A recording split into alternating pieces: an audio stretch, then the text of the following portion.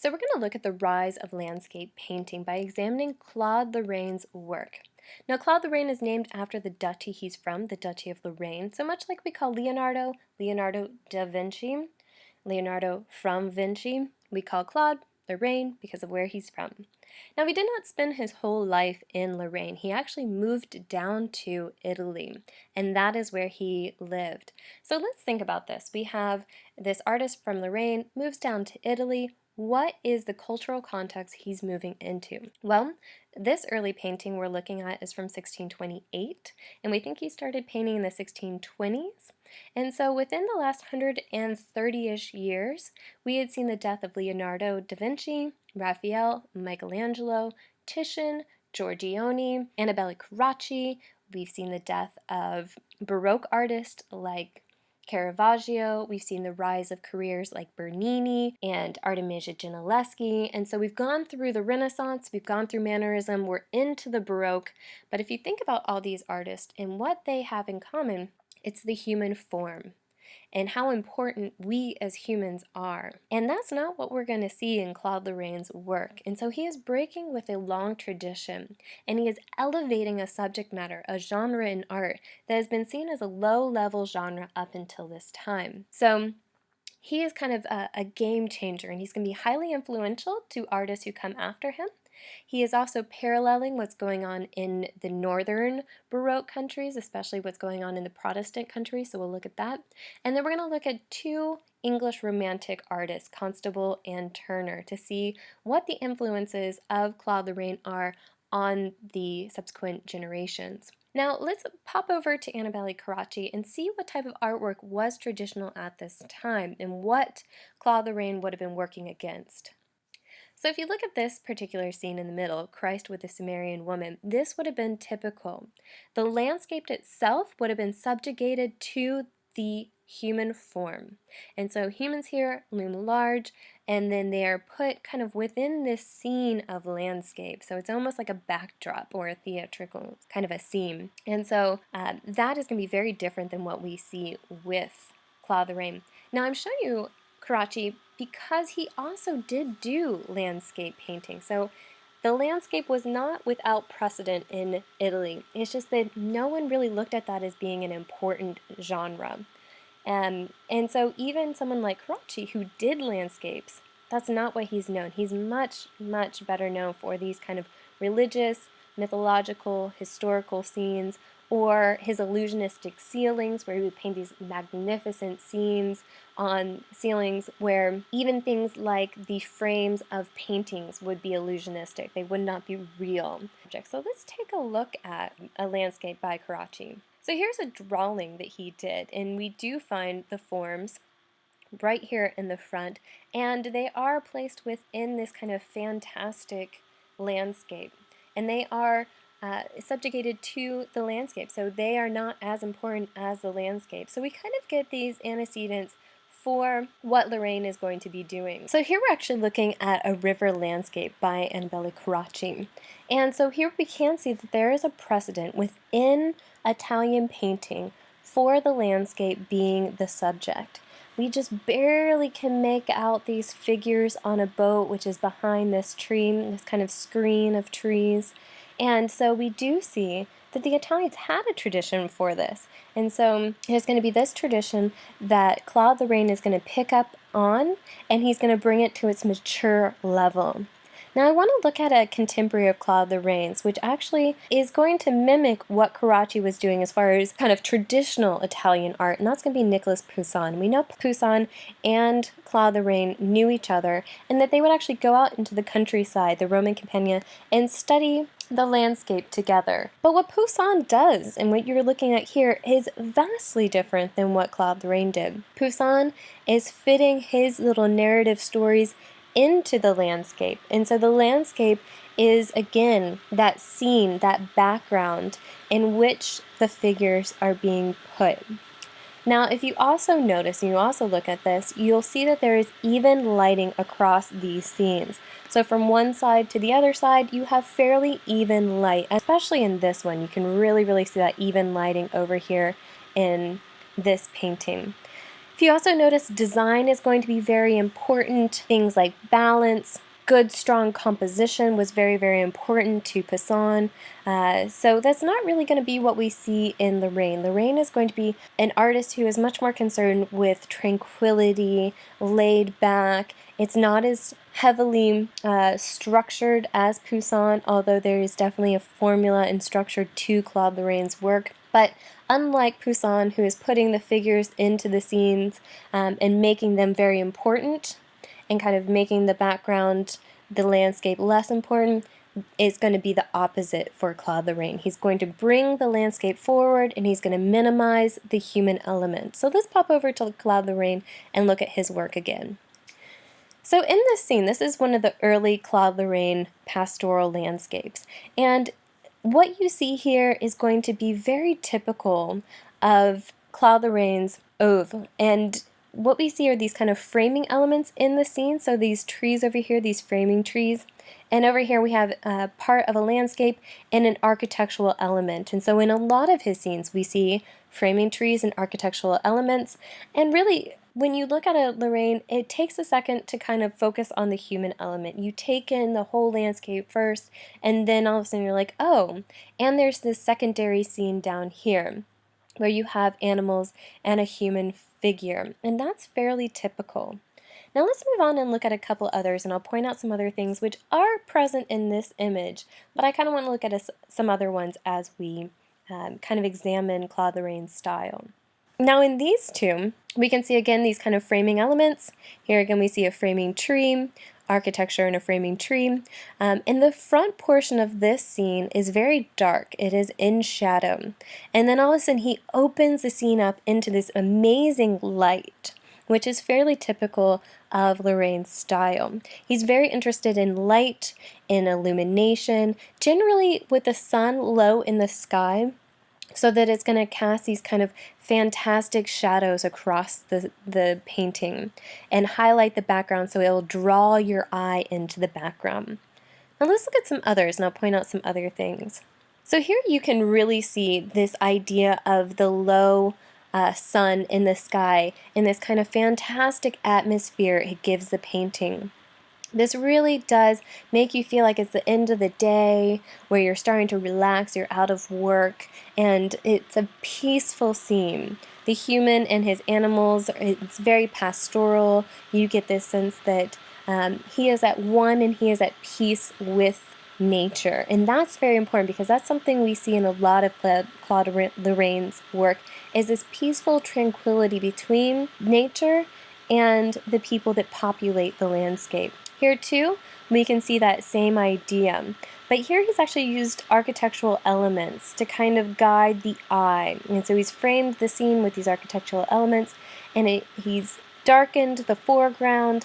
He moves your eye through the middle ground all the way to the background by illuminating the middle ground. And also he kind of gives this pinkish color to the background, which again is that kind of tranquil end of the day light that he likes to use. And so it creates a mood. When we look at these two artworks, we're really looking at a mood, which is absolutely fantastic, that Claude Lorrain has moved away from the kind of architecture that you see within a Poussin, where everything is very static, into a scene where there's life and people moving, and the mood is fantastic and just wonderful. You almost want to go in with the figures and kind of take a load off and maybe sit next to this peasant and watch his animals with him, or join in with these folks over here and kind of see how their day's been. It's a place that I kind of want to go on the weekend as a city girl, kind of get away, go to the country for the weekend and relax. It seems like this peaceful place where you get away from everything. And I think that's really important for looking at Claude Lorrain, this mood and this idealized countryside, this idealized landscape. So you got to remember, he was going out to the Roman countryside, and he was studying the Roman countryside. But when you look at this scene, this is not any particular place you could go. He has picked different parts of all these various different landscapes he's looked at, and he's constructed the perfect landscape, the idealized landscape, and populated it with the ideal people. And that's very important. for thinking about what Claude Lorrain is doing. Now let's move on and look at some others. Here again, we get this idea of, happy peasants in the countryside, and really this kind of party over here. This looks like something they do every weekend, that they're very comfortable in this landscape. And again, we have those framing elements. We have the light being more prominent in the back of the scene than in the front of the scene, drawing our eye out and back to the back of the scene. And so I hope you can start to see that these are highly constructed images where Claude Lorrain is looking and focusing our eye on a particular place. He wants us to go through the whole scene and look at everything. So now looking at this scene, landscape with peasants returning with their herds, this is kind of a perfect Claude Lorrain. So I want to take a second and look at this and break this image down, because I'm going to point out some of these elements as we look at other artists. So there are these framing elements, a combination of architecture and foliage, this big tree here. And the peasants are here in the foreground with their herds. Again, they seem one with the landscape. And then over here again, we have another framing tree, and then an open vista that's opening up into this great light-filled valley that trails off into the background, and your eye kind of follows the river as it goes. And then the scene is flooded with this end of the day beautiful light. And so we've got the ideas of tranquility and harmony and the landscape being peaceful, and those are very important to Claude Lorrain's work. And we have to think about the purpose in the landscape, because when we move on, we start to look at other artists and what they do with landscape. There's a different reason they're painting landscape. Here, there's no moralizing message. There's nothing to make this scene up here more important than anything else in the scene. There's not the underlying subtext that you find in other landscapes. And really, it is about creating the most beautiful, idyllic landscape you possibly can, and constructing it so that your eye moves easily and gracefully through the scene. Let's pop up and look at a Northern Baroque artist. Now we're looking at Van Ruysdael, and you might as well think of this as being a Van Goyen, any of the other Northern Baroque painters who are living in the Protestant portions of the North. Now they moved away from painting religious scenes in the northern Protestant countries because the churches were no longer Catholic, they were not Protestant, and Protestants did not believe in having images like altarpieces or sculptures of the Virgin Mary within the churches themselves, and so artists are not being commissioned to make religious imagery anymore.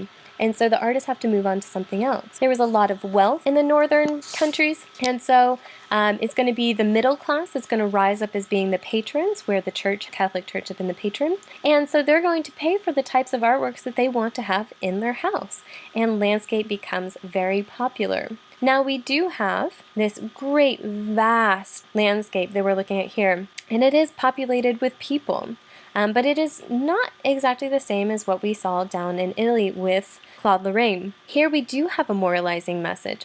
The sky takes up almost 2/3 of the scene. The major buildings you see on the vanishing point are going to be churches and church spires, and so you get this kind of idea that God is ever present. He is omnipresent. He's taking up the sky, and we are the small portion of the world. We are tiny in comparison to the vastness of God. And so you can ascribe to a lot of these a religious message.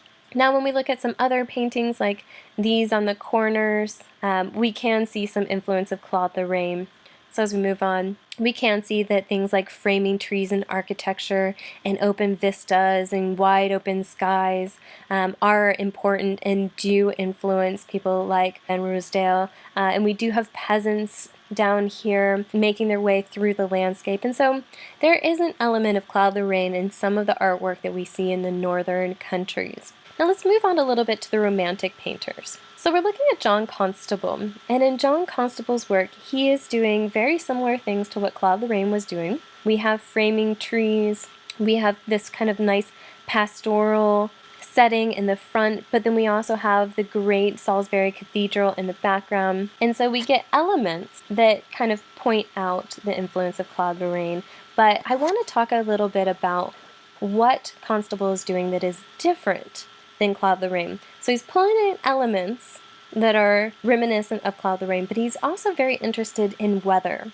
So if you look up into the sky, you will see these kind of vast, great, ominous clouds. And we'll talk about his ideas on weather and clouds as we move through. But keep that in mind, that weather and the effects of weather is important to Constable. Now if we move over here to Parham Mill, we can still see these kind of elements, this idea of architecture framing the scene, this foreground, middle ground, background, but then again we get the clouds that are so important to Constable. And he does do studies of clouds, and we'll look at a few of those. They're just clouds. And so he is interested in weather, what weather is doing, the effects of weather on the landscape. But I'm going to talk about something else as well as we're going through Constable, and that is Constable's idea of why the landscape is important. Now he was from Suffolk, and he is also living during the time period where the Industrial Revolution is really getting going, and it is churning out, and people are moving to the cities, and mass production is going on. And you kind of get this sense that Constable is championing the countryside and the worker in the countryside. And so we kind of see that in both places here. We see this worker in the mill down here. We see the kind of pastoral life that's going on in this scene, and we're going to see it in a couple others as well. So I'm going to point out the weather, and I'm going to point out his ideas that have to do with Industrial Revolution and maybe the countryside being more ideal than living in the city. So now with both of these scenes, we are seeing very similar things that we saw with Claude Lorrain. We're seeing these tiny little anecdotal stories of humans within the landscape, the foreground, middle ground, background. Over here we kind of have this framing element that pushes our eye through the scene.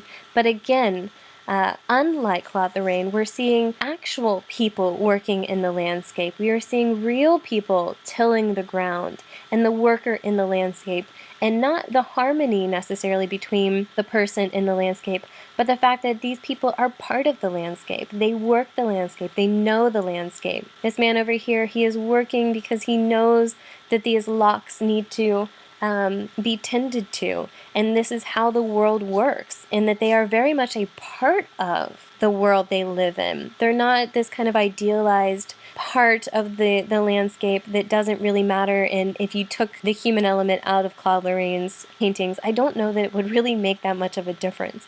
But here with Constable's work, it really would change the meaning of Constable's work. It's not just about the landscape here, but it's really about the people who are working the landscape. And also, if you changed the sky in a Constable work, you would change the meaning of the painting, because you would change the light in the work, you would change the atmosphere in the work. And you get various different skies in John Constable's work, where really in Claude Lorrain's it's always peaceful, it's always tranquil.